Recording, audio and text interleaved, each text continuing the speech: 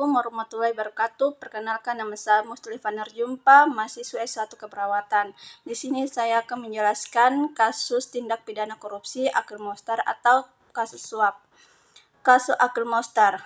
Majelis Hakim Tindak Pidana Korupsi menyatakan Akil terbukti menerima suap sebagaimana dakwaan pertama, yaitu terkait penanganan sengketa Pilkada Kabupaten Gunung Mas atau 3 miliar.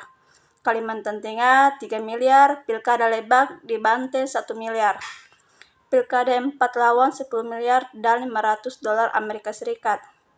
Dan Pilkada Kota Palembang sekitar 3 miliar. Hakim juga menyatakan bahwa Akil terbukti sebagaimana dakwaan kedua, yaitu terkait sengketa Pilkada Kabupaten Buton 1 miliar, Kabupaten Pulau Morotai 2,989 miliar, Kabupaten Tapanuli Tengah atau 1,8 miliar, dan menerima janji pemberian terkait keberatan hasil Pilkada Provinsi Jawa Timur. Akil juga terbukti dalam dakwaan ketiga, yaitu menerima 125 juta dari Wakil Gubernur Papua periode tahun 2006 sampai 2011. Alex Hasengen, pemberian uang itu terkait sengketa Pilkada Kabupaten Merauke, Kabupaten Asmat, Kabupaten Bufen, Kota Jayapura, dan Kabupaten Nuga. Berikut kasus sengketa Pilkada di MK yang dijadikan proyek oleh Akil yang tengah disidik KPK maupun yang masih hangat di Pengadilan Tipikor. Yang pertama, sengketa Pilkada Lebak. Jatuhnya vonis terhadap Gubernur Banten Atus Kosia dan adiknya Tabagus Cairi Wardana alias Wawan tidak lantas membuat kasus sengketa Pilkada Lebak di MK ditutup. KPK mengembangkan penyidikan terhadap kasus ini sehingga menyeret mantan kandidat Pilkada Lebak 2013, yaitu Amir Hamzah dan Kasmin sebagai tersangka. Amir dan Kasmin diduga bersama-sama Atut dan Wawan menyuap Akil untuk mempengaruhi dalam memutus permohonan keberatan hasil Pilkada Lebak yang dijauhkan pasangan tersebut. Dalam Pilkada Tebak, Amir Kasmin kalah suara dengan pesaingnya, pasangan Iti Oktavia Jayabaya Ade Sumardi. Atas kekalahan itu, Amir mengajukan keberatan hasil Pilkada Tebak di MK. Yang kedua, Pilkada Tapanuli Tengah. KPK menetapkan Gubernur Tapanuli Tengah Bonara Situmayeng sebagai tersangka pada 19 Agustus lalu. Dalam amar putusan Majelis Hakim Pengadilan Tipikor, Akil terbukti menerima suap terkait dengan Pilkada Tapanuli Tengah sebesar 1,8 miliar.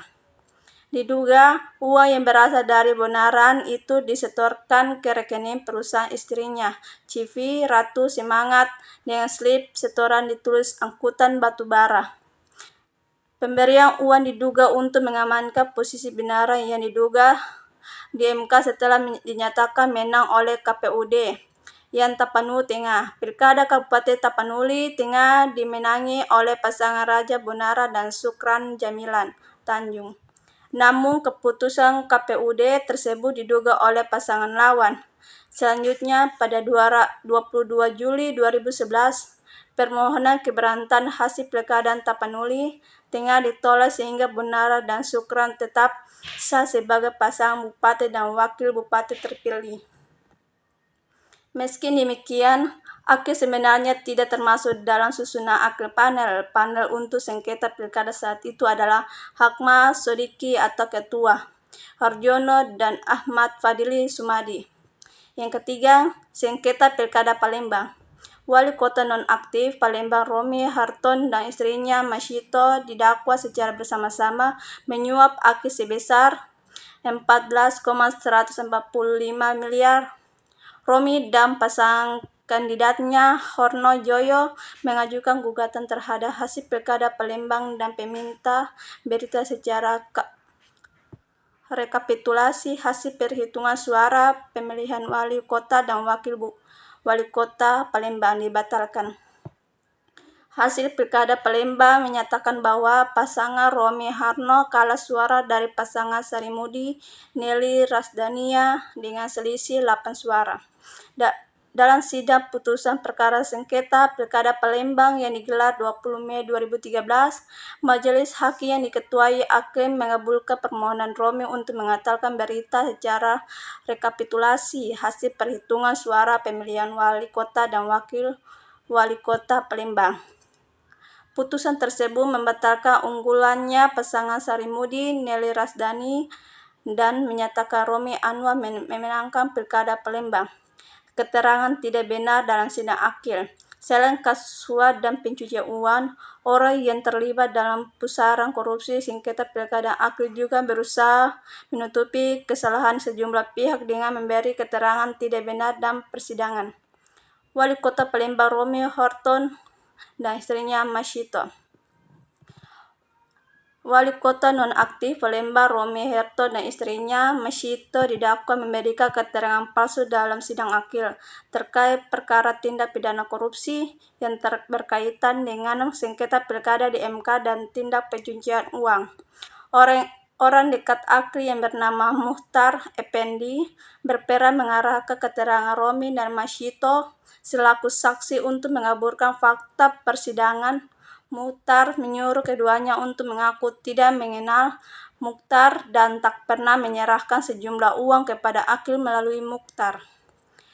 Padahal keterangan saksi lainnya di sidang akil dan sejumlah alat bukti memperkuat fakta persidangan bahwa Romi dan Masyito menyuap Akil melalui Muhtar. Romi dan Masyito juga dipaksa mengaku tidak pernah memesan atribut pilkada di PT Promik Internasional milik Muhtar.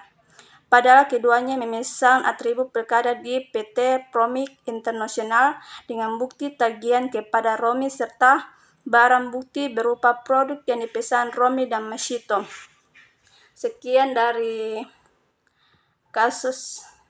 Sekian dan terima kasih. Wassalamualaikum warahmatullahi wabarakatuh.